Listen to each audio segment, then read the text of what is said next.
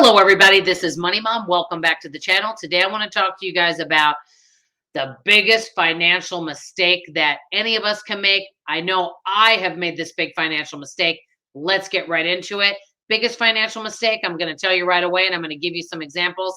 Not doing anything, just not making any movement or any changes in your life at all. Why do we do that? I know for me, the reason why I've done that is because I feel like why make any change now? It's a little bit too late. And many of us have maybe felt that way with our financial wellness and other areas of our life. So basically, the biggest mistake is doing nothing. And I'm going to give you an example for me. I know I've told you guys several times I recently had foundation work done. What happens a lot of times is when we're concerned about something, we're worried about something being so expensive, instead of doing some research and finding out all of our options, and a lot of times we have so many more options in life, whether it comes to our health, our money, any decision, there's so many more options than I think many of us realize. So I just kept putting it off and putting it off and making excuses. And when I put things off and I don't want to make a decision, I just throw a bunch of excuses at it. Do any of you do that? I know I do. And guess what? It wasn't as big of a deal as I thought. Yes, it was a little over 6,000, but I was so worried it was going to be 20,000. And one of my friends gave me the best advice and wise counsel that I could have gotten. She said, Dawn, at least get an estimate. She said, whether it's dental or something with your health, she said, you can at least become informed and get the information.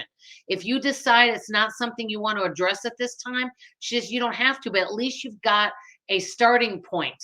You know, you've got somewhere to go if you do make a decision. You've got some information that will help you to become more informed. And I thought that was good.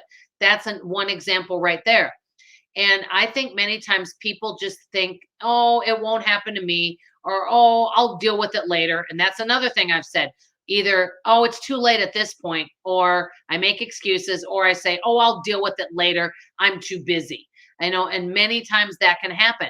I recently just spoke to somebody just the other day that told me that in February of 2021, not this last February right now, but last year, he said that they lost power for 4 days. He told me right out they did not prepare for the storm at all.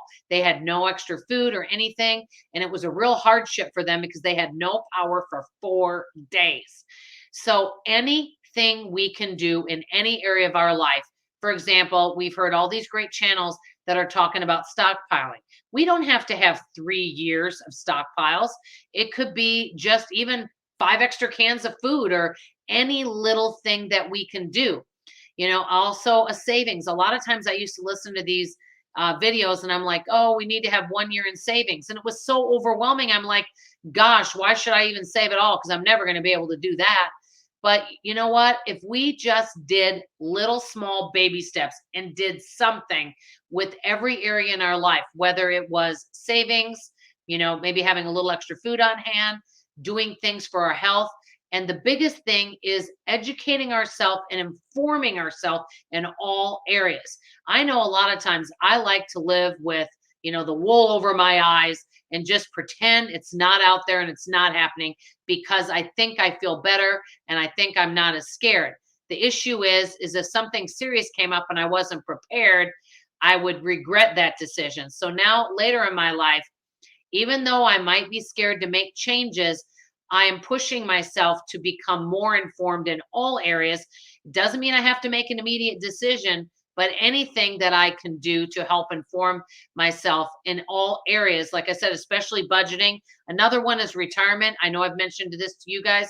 I've known of several folks that for whatever reason, and no one can judge anyone, I want to say that because and we don't know what everyone's situation is. I know of somebody that has prepared more than anybody I know, but there were some health situations that came up in this person's life that they had no control over. And so life can happen. But I've known of folks that didn't have anything for retirement. So they got a part-time job that offered a little bit of a retirement plan. They started a side business. They did something. They didn't sit back and play victim. They said, okay, this isn't an ideal situation I'm in. I can't change my past.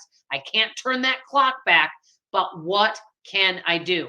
And that's kind of what I want my channel to be, all about little small habits, all about encouraging each other and realizing that we have the power to become informed, educate ourselves, and make little small manageable changes to make a big difference in all areas of our life, whether it's health, financial, relationships. We can do it. And I think as this community, we can all encourage each other. So my biggest mistake is doing nothing and making excuses about it. Just getting real with you in all areas of my life. Let me know what you guys think. I think this is a great discussion to have. I'd like to know from you what you think of this. And do you have anything encouraging to share with all of us? That's all I have to say. I love you. I appreciate you. And like always, I'll see you on the next video. Bye bye.